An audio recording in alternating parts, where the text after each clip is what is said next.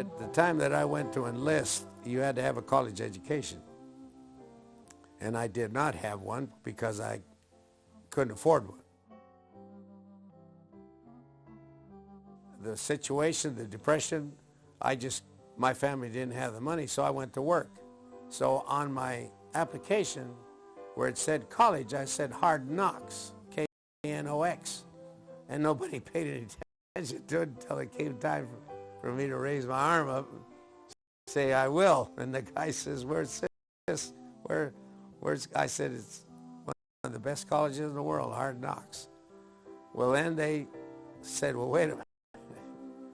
So I went through quite a rigmarole, and they finally made a deal with me that if I failed the cadet program, normally you went home, you were back to civilian life. But if I failed, I had to stay in the Army. So I felt that I could pass everything, so I agreed to that, and consequently I finished my program and I became a second lieutenant.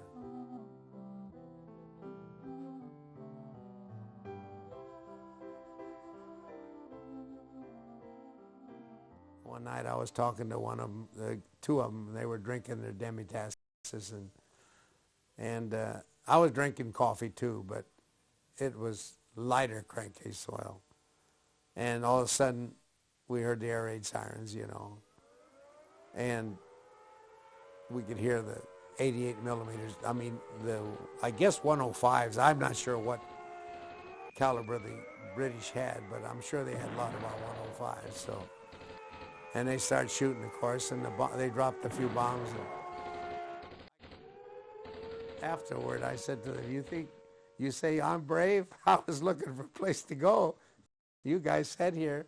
Well, they would say that they had been going through this for a long time. Of course, London, I have never seen London in daylight. I mean, at night with lights on, because at night it was dark. God, it was dark. You couldn't see and we'd wander around at night, and they had these, what they call emergency water system, big old steel tanks, rectangular tanks, right in the middle of the street in case of, when the Germans used a lot of magnesium bombs and stuff. They had sand, and you'd be walking along, and of course the British, I guess, over a period of time, had developed night vision because but every now and then, goddamn, I'd run into one of them and knock my brains loose. But it was quite an education to hang around London at night. Hey, I would go to all the stage plays, and one time I went there and I was sitting there, and the guy started talking to me because we're saving their butt. They know it, but they won't admit it. And I'm sitting there, and he asked me when I got my commission, and I told him. He said, how much did it cost you? I said, about 9 months of hard work, He said, well, what do your parents do? What kind of business are they in? I says, at that time, my mother was already dead, so I said, they're both dead. Did you inherit the business? I said, no, I'm a warehouseman. I told him, warehouseman? What the hell are you doing here, in essence, But I had the money, so I used to rub salt a little bit. I would purposely just go with them, and annoy the hell out of them. Not because my uniform, was accepted everywhere, but it's just the fact that I was a peon. So once we went overseas, then it was quite a rat race, I mean, you got up early in the morning and went to breakfast, and then went to briefing, then you went to specialized briefing, then you went out to the flight line and got in or checked your aircraft.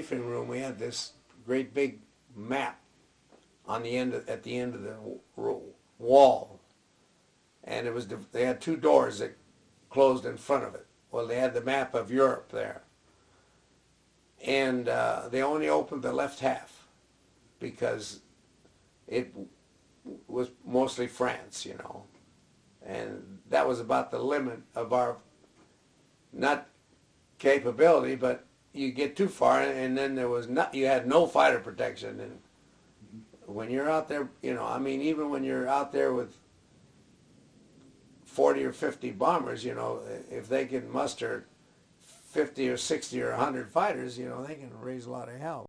And I was in the 3rd Division, and my group insignia was a D. We were known as the square D, the bloody 100th.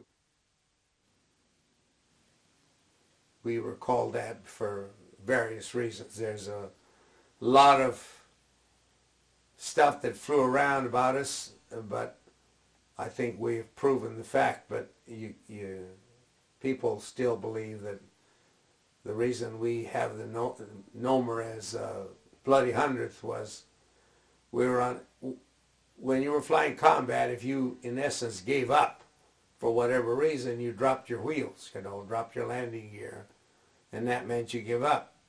Well, we were in a pretty torrid battle. I can't remember what the mission was, but in the process of, one of the airplanes apparently got hit in the part of the electronic or the electrical controls that control the landing gear. So the landing gear went down. So the German that was giving him a bad time assumed that we're assuming too, that we were giving up, or this aircraft was giving up.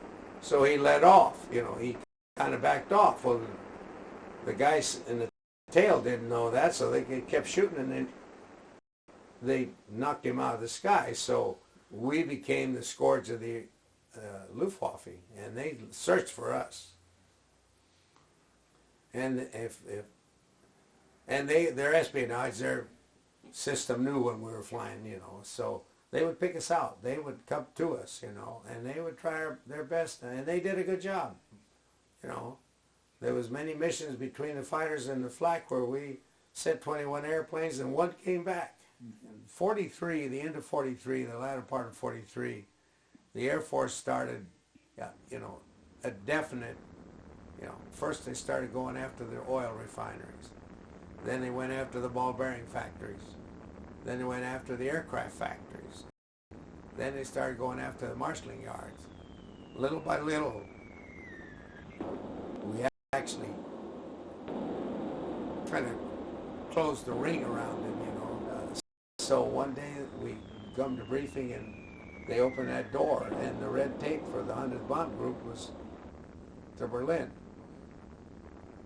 Goering said that the 8th Air Force would never bomb Berlin. You know, he promised these people, and, you know, that was the Vatican as far as he was concerned, you know. In March of 44, that put a big lump in your throat. Because a lot of guys say, well, I wasn't scared. Well, they're damn liars, because they were scared. And so they told us, you know, you're going to Berlin, you know. Well, it was, we caught them by surprise, but at the same time, they raised a lot of hell with us, you know. And I can't remember how many missions. I believe I was on all the Berlin missions until I was shot down. I was shot down over Berlin. I was shot down in May of 44. The co-pilot and the radio operator were killed. And so they, as far as I know, they went down with the aircraft. When I was shot down, I bailed out over Berlin. And I landed on some guy's roof. They got a lot of slate roofs there. And they had what they call the Volksturm. That was the People's Army, because the rest, everybody that could move was gone, you know. The only men that were left were in the cities, I guess, were old guys, you know, or crippled. So they were called the Volkssturm, the People's Army. Well, I went through his roof. My feet were dangling in his attic, and my parachute was flapping around up there in the breeze. And he came up, you know, and I spoke no German. I was scared, peeless. And I know what he said. He said, "Was ist los?" And I looked at him and I said, "You German?" He looked at me, "Was ist?" So with that, he pulled me down through, you know. And my parachute came behind me, and he said something to his wife, and she came up, and she had a pair of scissors, and she cut the shroud lines on my parachute and took off of the parachute, because it was silk in those days. It was pure silk. And it was a 16-foot canopy, so that's a hell of a lot of silk. And she made off of that. Well, I'm standing there looking at him, he's looking at me. I really think one was just as scared as the other. And he kept sticking me in the belly with his bayonet. Well, in the process of, he set off one of my Mae West cartridges, because you flew with your Mae West. And it had two cartridges, one on each side, with little CO2 jobs. And when you popped them, it would expand the thing. Well, he hit once, see, so one side of me starts to expand, you know. And it scared him. And he pulled it, he cocked the goddamn old rifle, and I really thought he was going to shoot me. But he didn't, you know. So he hauls me downstairs, and pretty soon I see these two guys with the zigzag lightning streaks, and I knew they were the Gestapo. So they took me to their headquarters. Where it was, I don't know, because I wasn't looking. You know, I tell you, I was scared. I wasn't crying or anything, but I was scared. You know, I'm in a foreign country. I couldn't understand what the hell they were saying. So Jesus, you know, I mean. So they took me to someplace, and they started questioning me. Well, as it turned out, the D-Day was just a couple of weeks away, you know. I didn't know that. They thought that we knew, I mean, the guys that were being shot down or flying knew something about the coming invasion. And they kept talking to me about the invasion, and I didn't know what the hell they were talking about. And they asked me a bunch of stuff, you know, and I told them name, rank, and serial number, you know. Anyway, they beat the hell out of me, you know. Their prime little trick was to kick you in the groin, and then when you doubled over, they'd kick you in the face, you know, to straighten you out. And they would play a tune on that for a while, till you couldn't breathe, and you just collapsed. So then they would kick you, you know. And when I first got there, I was standing up, and they would take their butts of their rifle and smash my toes with them, you know. Consequently, most of my toes are kind of like this. And they finally, after about a week, I guess, they turned me over to Luftwaffe. And the Luftwaffe sent me to Oberrussel, which was by Frankfurt on the Main. And that's where they had their interrogation center. And we'd been warned about the interrogators. I mean, they told us that there was one fellow that they called a gold-toothed major, and he was an American from New York, whose lineage was German, so he figured the Germans were going to win the war, so he was going to ride the boat. So they told us that he would probably, some of us would be interrogated by him. And I happened to fall into that category. I don't remember how many days it was before I got to him, because I got interrogated by a lot of sergeants and lieutenants and stuff. But the gold-toothed major, he was a top dog, you know. He was gray-haired, and he had a gold tooth right in the front. And he spoke English, you know, and you know, he told me he was from New York. All of my dumb relatives are still in New York because they think you're going to win the war, but I know better, so you know what. And he would talk to me and interrogate me, and then he'd let me go, you know. Well, adjacent to where the interrogating room that I was in was the second or third floor. This was a recreation center for Luftwaffe pilots, you know. They had a big swimming pool, and they had a lot of ladies, young ladies, you know, and everybody ran around nude, you know, and they would do what nature does at any given time, in any position, any spot that they decided, in the water, out of the water, on the edge, upside down, everywhere, you know. And I guess he thought that would, he says, you see, if you belong to the Luftwaffe, you would have this, you know. And he'd tell me, go to the window. And he would offer me a beer. Well, I wasn't interested in any beer. And in my state of mind, I mean, I wasn't crying or cringing, but, you know, I mean, you're not in the favorite position, so you're not looking for pretty girls or naked girls, you know, because there was no response as far as I was concerned. Finally, he realized that, you know, he was barking up a tree there, so he left me alone on that. And so he brings out these big books. They're the size of a newspaper, you know. If you open the newspaper up, it's that by this. And it was about that thick, and he had three of them. He goes A, B, C, and he comes to D, and he stops. Well, I see the square D, and my face felt flushed. I could feel it, you know, and there was nothing I could do. He says, well, he says, I see you belong to the 100th Bomb Group. Which I already knew, he says, you know. And then he started telling me a story that just, you know, I couldn't believe it. He says, this is where you sleep. This is your bicycle. Your briefing room was your mess hall, and you just recently made one, it reversed the position.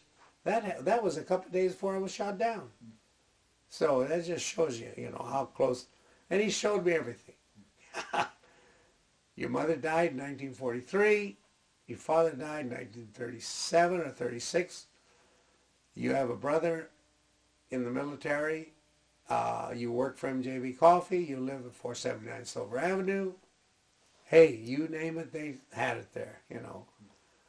Well, I mean, I know I gave it away because, you know, I could feel my face getting flushed, you know. And after he talked to me for a while, he says, oh, okay, thank you. And he called for somebody, and this guy comes out and, come and see here, he goes, you know. I followed him, and then he takes me into this big compound where there's hundreds of PWs, you know, guys. Some I knew, some I didn't. But so then there was a lot of them that could speak German, so they told me that we would be there for so many days, and then they would transport us to one of, I think, 4 Stalag. So I went to Stalag Luft number 3.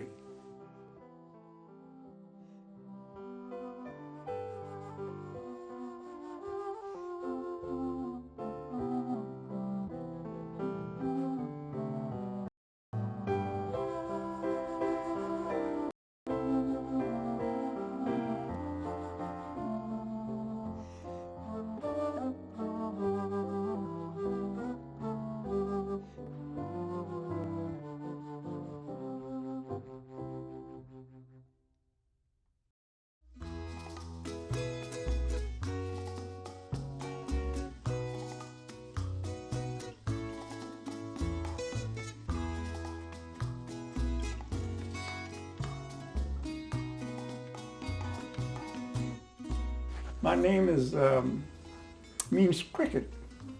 Grillo means cricket. Grillo is cricket.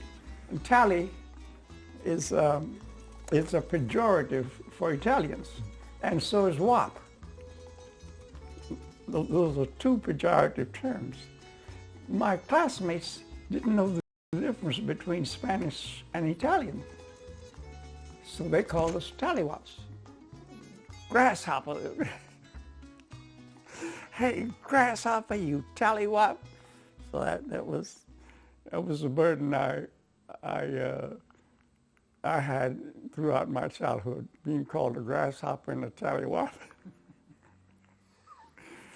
I was born in Tampa, Florida, in the little Latin section of Tampa, Florida, called Ybor City. It's not a city with a government, it's a neighborhood in Tampa. Mi corazón en el sendero de tu universo,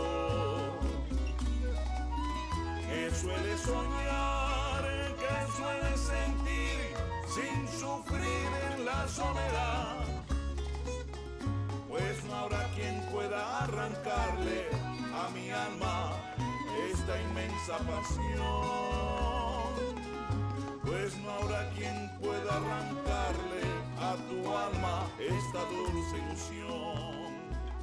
And I was born in 1919, which makes me 83 years of age. I feel my father. He died when I was almost 4 years of age. And I don't remember seeing him, but I remember being with him and being nurtured by him. And he was a skilled cigar maker. They came to Tampa as immigrants, pursuing the cigar industry, which was moving from Havana. The finished cigar industry was moving to Tampa, Florida. My mother was a housewife, reared 5 children, alone after my father died, and who went to work in the cigar factories too. She was a less skilled worker than my father was, but nonetheless she was a cigar maker. The Black Cubans formed a community and had our own community center. The white Cubans had their much more elaborate community center. The Black Cubans, on the other hand, had relationships with the African American English-speaking people, and the white Cubans had relationships with the English-speaking whites, and in that mix, you had all kinds of permutations as to how the relationships worked out. My mother, for example, had her best friend was an African American contemporary who lived right behind us, and she took care of me and loved me and nurtured me, and Mrs. Biner was like my mother.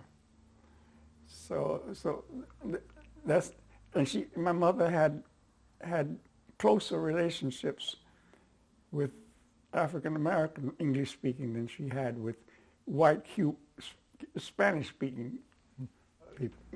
Our little enclave overlapped the African American ghetto, and we lived amongst African Americans, and we became culturally African Americans. There was a little tension between Black Cubans and Black Americans, but it never developed into any hostility. But they would scare us. So we had to travel all the way. We had to travel through the ghetto in groups, to go to the theater. The white Cubans had a very developed economic base, and they had one very luxurious theater, and they had their center, which was the center was very important. There was a Spanish center, a big building, and an Asturian center, and an Italian center, and a white Cuban center, and a black Cuban center. Most of the black Cuban girls sought African American men and married them, and the black Cuban men sought African American girls and married them. Very, very integrated experience in the African American community. And of course the girls like me, and I like the girls. And so girls, I remember Pauline, and I would, and the African American boys weren't too, they thought Pauline belonged to them, you know, and Pauline was a fantastically beautiful girl, and I ended up going to the movies with Pauline and taking her home the long way around, where trees and dark streets provided proper settings for kissing and hugging and doing the things that adolescents do. There was some black Cuban marriages, but very few.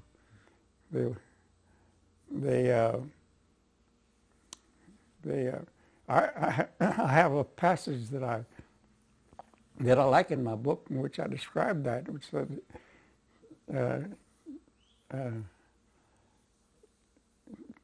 there were differences and slight tensions, but all in all, we were fully integrated in the social life of African Americans, except that we didn't go to the churches because we were Catholics, and it was a sin to go to a Protestant church. Silly idea. I went to high school. I went to school in Tampa, Florida, until the 10th grade.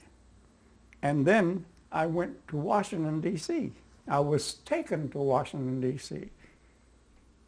My brother was in Washington, D.C., and I joined my brother in Washington, D.C., and I graduated from Dunbar High School, which is what was one of the premier high schools for blacks in the country.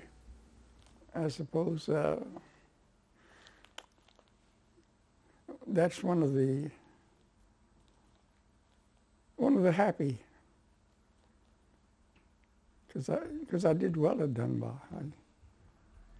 I was cocksure and competitive, but my mentor, who took me to Washington, when he gave me the ticket to go from Richmond to Washington, he said, "Now, boy," he gave me the ticket, and the same $5 bill I had given him, he'd asked my mother to give me. And he said to me, "Boy, you go on up there and show them what a Southern colored boy can do." And that's one of the piercing memories.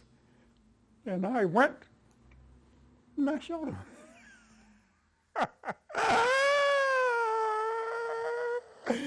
Didn't make me too popular, but I was as competitive as they came. I studied and studied and studied and studied. My mentor, a very great man named Dr. Howard Thurman, who was the dean of the chapel of Howard University, and he and his wife sort of took me in.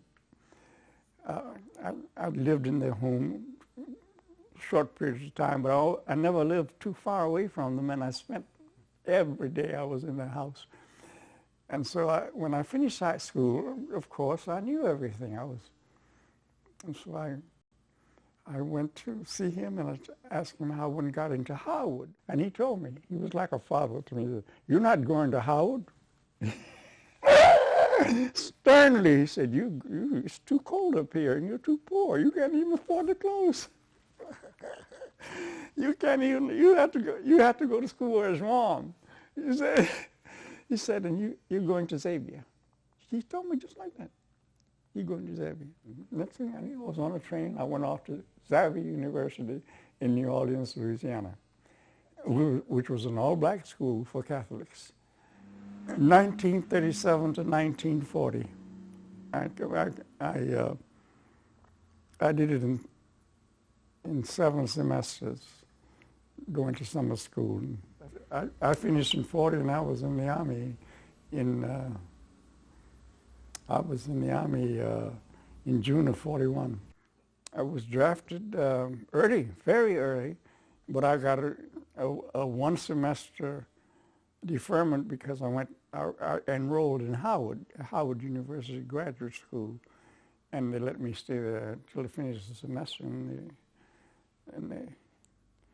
one day I finished the semester, and the next day I was on my way to Fort Meade, Maryland for basic training. And then I went off to India, ostensibly to maintain the air bases from which the planes would fly over the Himalayas, to do battle in China. But eventually we were taken away from that duty and sent to build the Lido Road, to form a new outfit called the 823rd Engineer Battalion.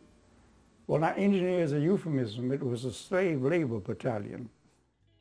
We were one of the outfits that built the road that went from India into Burma and connected with the road from China into Burma. An all-black outfit led by all-white officers. We were just like slaves and slave masters. Those who were maybe 3 or 4 shades lighter than I am would go into the white contingent, and then those who were clearly African in derivation would be put into black outfits. I was indoctrinated just by being part of the system to be a black American. So I have a hybrid identity that can't be told apart. And so just like that.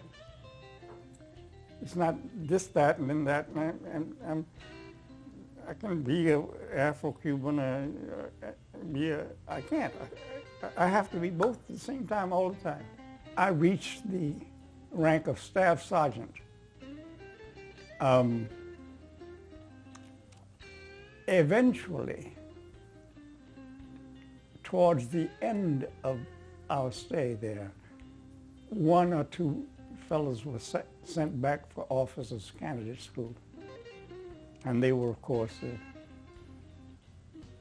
the accommodating, submissive types, and they made it. All of us troublemakers, why we weren't fit to be officers. I knew how to address grievances in a manner that did not invite retribution. So I was always on the officers about this, that, and the other, you know, but lodging the protests in a very respectful manner. And one time, one officer got a little impatient with me. We have the guardhouse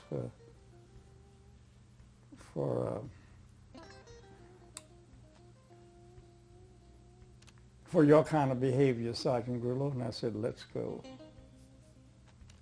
Let's go. And he changes subject. He changes tune very quickly, because if they'd have taken me to the guardhouse, they would have had hell to pay. I was perceived by the men, you know, he's going to talk for us. He's going to. So although I wasn't a buddy, I was highly respected by the men. The time came when I was appointed the Recreation and Morale Sergeant. And then we had a newspaper, the Harry Ears Herald. Harry Ears is the moniker applied to engineers, Harry Ears engineers. And we call ours the Harry Ears Herald. And once a day it would come out on one mimeograph sheet with nothing but what happened in Japan and what happened in Okinawa and what happened in Europe, man. And it was a riot. We had on that Slaver battalion, the flower of black youth were in that battalion. Brilliant men, capable men,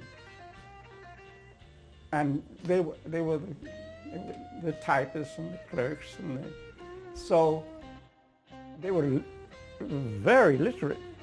They'd write out the stories and they'd check them with each other, and they'd decide if the story was right, it was accurate, because they got four different radio programs and 4 different people taking them. So they were able to get the facts right. Twice we were bombed. But it wasn't as though the bombs were falling close to me. I was in a slit trench. You know, we had dug just for that purpose.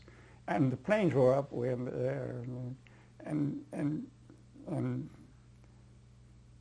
the planes would fight in the air, and one of them would get hit and go down in flames. But that was like a movie. It didn't ever affect me so that I had bomb fragments to worry about. The big casualty producers were the illnesses. Malaria and typhus.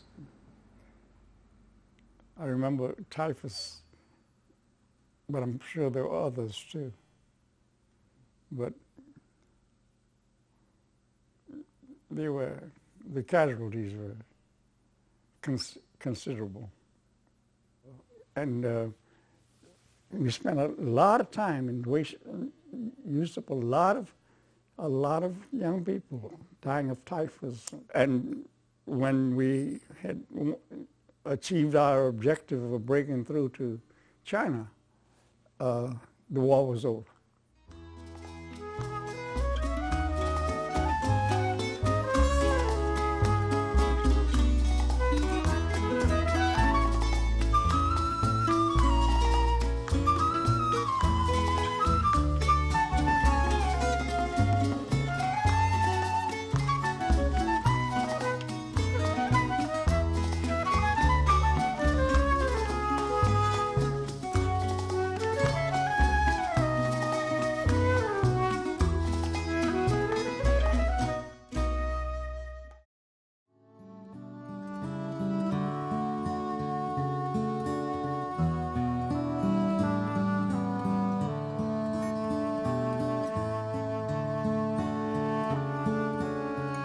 Yeah, I was born in Los Angeles, California, in 1926, March 22nd, and grew up in that area, in the Boyle Heights area of East Los Angeles. Very nice neighborhood. You know, nowadays people call it a barrio. It was a mixed neighborhood, but it wasn't bad. I have good memories of that area.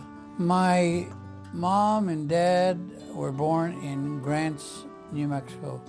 My mother was a postmistress, U.S. Post Office in San Rafael, just 3 miles out of Grants. And we go back 450 years in that area. I believe we were the first Europeans to come to North America, 100 years before the Mayflower. A little later in life, when as I mentioned, I lived on Chicago Street. I was, up to, I guess, 11 years old. And then I went to Hollenbeck Junior High, and there I met a lot of Japanese that were from just, about 8-10 blocks away from where I lived. And it was another world. And that's, I admired the Japanese, and I could see that the students were very conscientious, and they excelled. They were all A students and very clean. And what little I read about the Japanese and the old Bushido and samurai, I started hanging around with them, and pretty soon I was living with the Japanese. I had my family, good, fine people. But back then it was like an extended family, and so I started, that was my introduction to the Japanese, about 11, 12 years old. It was a Sunday morning. We were at the Nakano family's house. There was about 6, 7 Nisei and myself, and we'd gather there usually Sunday mornings, and then we'd go to Japanese town. We heard on the radio of Pearl Harbor. Wow, that was, and naturally being among Japanese Americans, everyone was so very concerned. They said, "What's going to happen? You know, what's going to happen to us as Japanese?" And we kicked that around and all. And then we drove over to Little Tokyo and bought some sushi. Then we went back to Boyle Heights, and we talked about it all day long. And soon after, we went, the 4 of us went to join the Army at the Armory. I think they had a recruiting station there in Los Angeles, and we were turned down. We were 15 years old, so naturally it turned us down. And so we then the Japanese were sent away, and I went to Alaska and came back and joined the Corps. Tried to join the Navy, and I had a perforated eardrum, and so they turned me down. And then I tried the Marine Corps and told them I spoke Japanese, which actually I spoke the Japanese I learned from my friends out on the street, which wasn't, I certainly did not speak fluent Japanese, but the recruiting officer didn't know that, and they grabbed me. They said, "We need interpreters," and I was in the Marine Corps all of a sudden. We were stationed on the Big Island, the island of Hawaii. Then we took off from there and rendezvoused at Inuitak Lagoon. That's when the invasion forces, the different divisions were brought together. And from there we took off for Saipan. And going ashore, we were all gung-ho, young kids. I was 18 at the time. The attitude of, well, we'll kill every goddamn Jap, and, you know, just that old Rambo type of feeling. But it changed once we hit the beach and you see your buddies go down. All of a sudden that one-man army type of feeling was gone.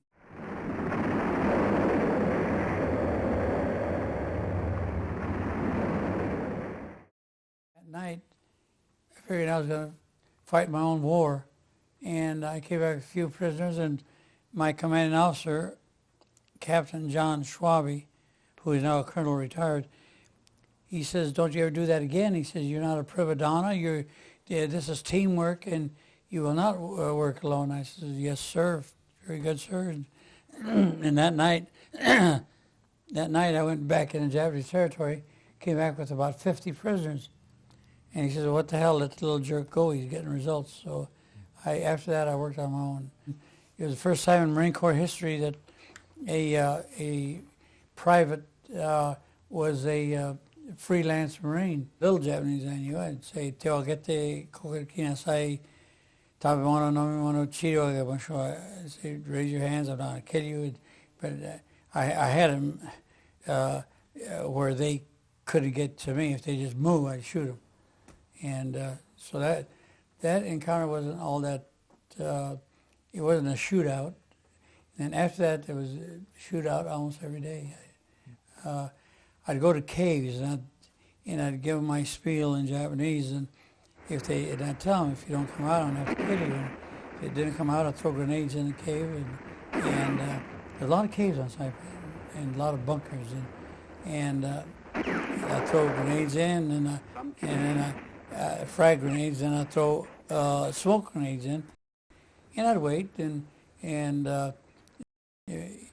if anyone had lived through the frag grenades, they're certainly going to run out when the smoke grenades are in there. I mean, either that or you're going to die breathing all the smoke.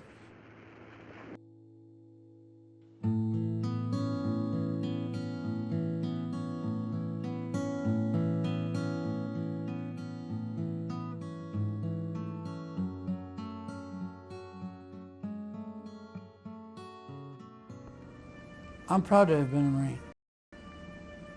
Marine Corps is the fightingest outfit in the world. But there was a lot of prejudice prior to World War II. Never was a Chicano in the Marine Corps. No Asians and no blacks and no women. Never. Marine Corps is less than half women. There were no, when I joined, there were no blacks, Asians, draftees, or women in the Marine Corps.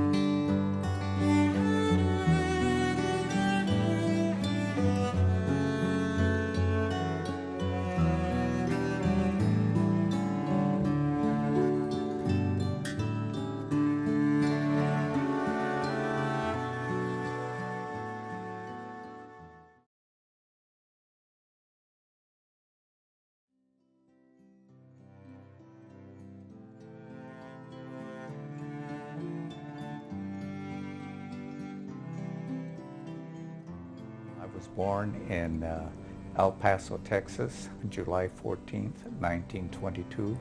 I spent 6 weeks in Texas. We left Texas to come back to California, or to go back to California, to Santa Monica, and I grew up in the Los Angeles area, Pasadena, Santa Monica, Venice, and in East Los Angeles. All my life I had wanted to fly. I used to read the magazines of G8 and his Flying Aces, and this was about World War I, fighter pilots, and the Red Baron, of course, and the Lone Eagle. At any rate, I used to buy those magazines and read them over and over, and I used to go to all the movies that had anything to do about airplanes. So when I did finally go to combat, a call came out for fighter pilots.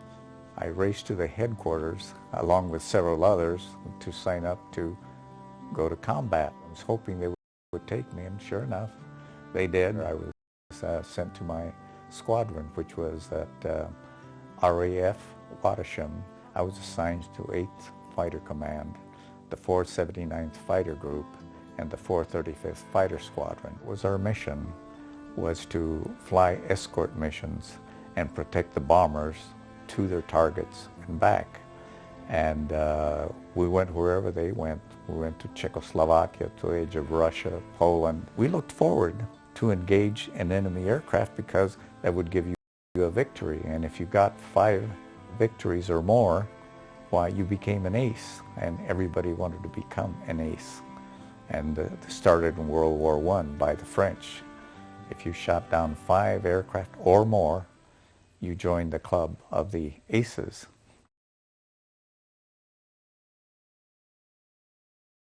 The next mission that I flew on was on the 13th of April, a Friday the 13th.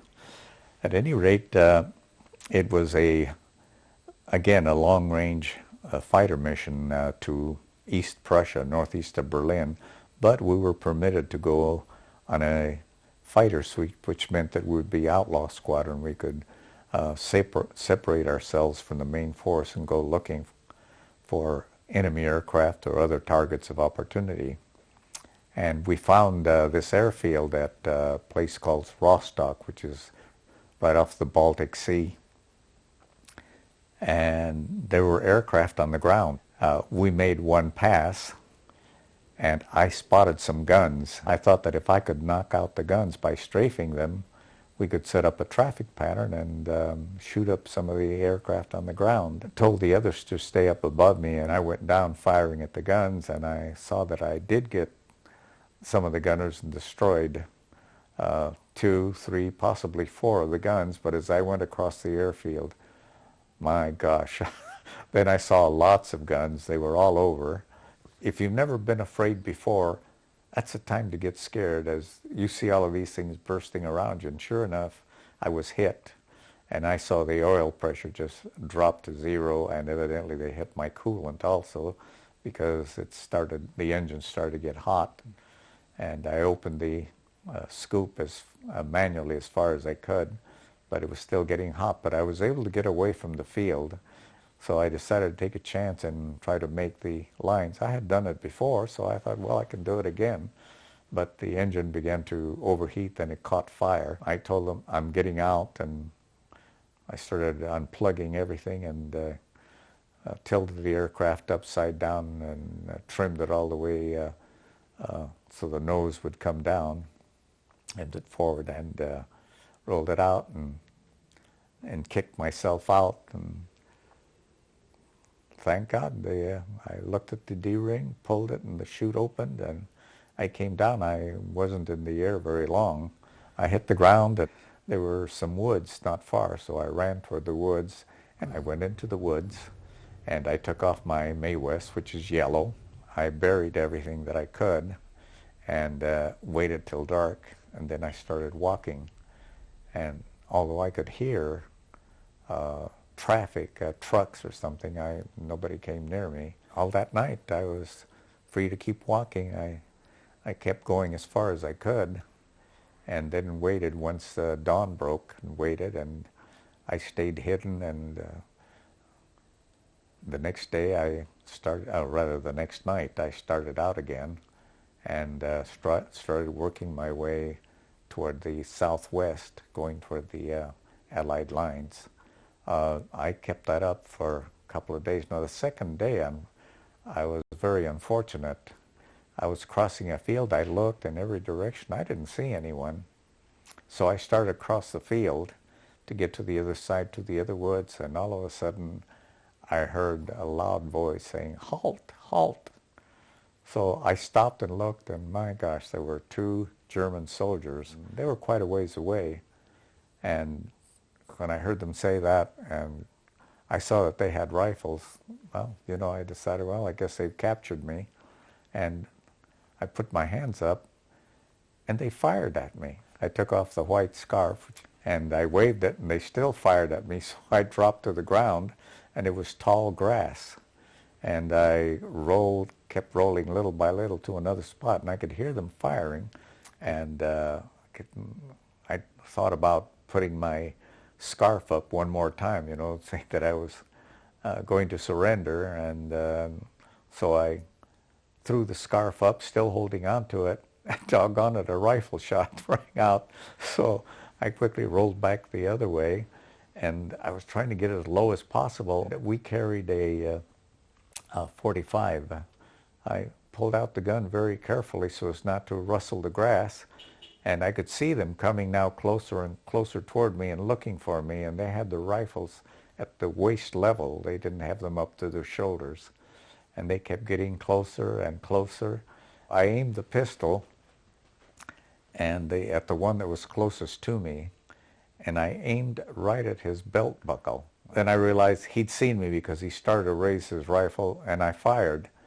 And I must have blinked, because as it fired, the next thing I saw were the soles of his boots as he was going over backwards. I immediately looked at the other one. He was swinging his rifle around toward me, and I shot at him. And I think I fired off 3 rounds, because he spun around and tried to bring the rifle up again. The next one, he went down. All I could think of was getting out of there. So I began traveling, not only at night, but in the daytime as best I could. After being moved around from place to place and trying to escape 3 different times and getting recaptured, we were able to work our way to where we could talk to this captain who was in charge now of us. One day we were able to surprise him, and you might say we captured him, and we got the Burgermeister's car, and the German captain sat him in front, and we squeezed 3 of us in the back seat. We headed toward the American lines, and we passed several groups of German soldiers sitting by the road, and they'd see the captain, his uniform, his cap's on, they'd spring to their feet and salute, and we'd go right on by. They didn't look at us, they just looked at the captain. We got to the British lines. It was an armored column, and there was a first lieutenant in charge of it. And when we got to them, of course, you know, that meant we were going to be on the Allied side. We'd gotten away. You know what? When we saw that American flag, here are these great big guys. They had tears in their eyes just looking at the flag. When you're in real trouble, you know, and you see home again, you might say, you get very emotional.